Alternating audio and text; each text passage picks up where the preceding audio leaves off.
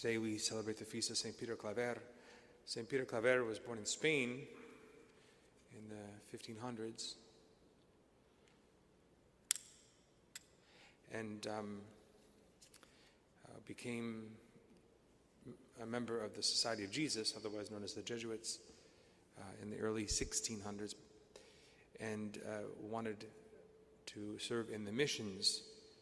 And so he went over to Cartagena, Colombia, and served there the people who were coming off the slave boats.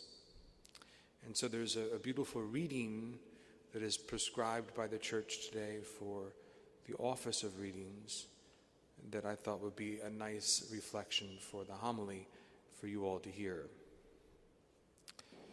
This is from a letter by St. Peter Claver. Yesterday, May 30th, 1627, on the feast of the Most Holy Trinity, numerous blacks brought from the rivers of Africa disembarked from a large ship, carrying 2 baskets of oranges, lemons, sweet biscuits, and I know not what else. We hurried toward them. When we approached their quarters, we thought we were entering another Guinea. We had to force our way through the crowd until we reached the sick. Large numbers of the sick were lying on the wet ground, or rather in puddles of mud. To prevent excessive dampness, someone had thought of building up a mound with a mixture of tiles and broken pieces of bricks. This then was their couch, a very uncomfortable one, not only for that reason, but especially because they were naked without any clothing to protect them. We laid aside our cloaks, therefore, and brought from a warehouse whatever was handy to build a platform.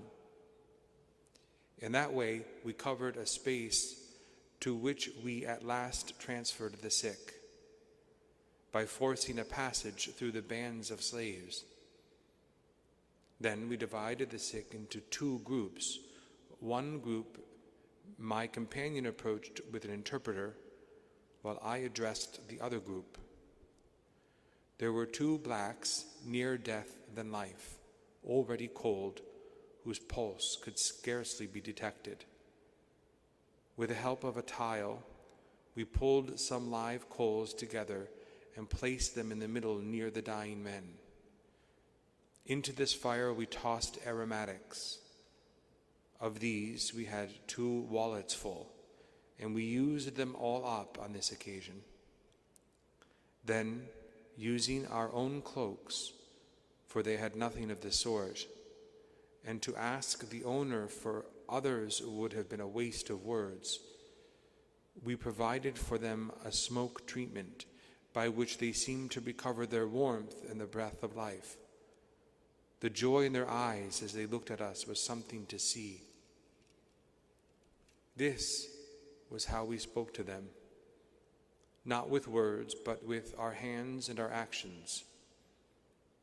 And in fact, convinced as they were that they had been brought here to be eaten, and any other language would have proved utterly useless. Then we sat, or rather knelt, beside them and bathed their faces and their bodies with wine. We made every effort to encourage them with friendly gestures and displayed in their presence the emotions which somehow naturally tend to hearten the sick. After this, we began an elementary instruction about baptism, that is, the wonderful effects of the sacrament on the body and soul. When by their answers to our questions they showed they had sufficiently understood this, we went on to a more extensive instruction, namely about the one God, who rewards and punishes each one according to his merit, and the rest. We asked them to make an act of contrition and to manifest their detestation of their sins.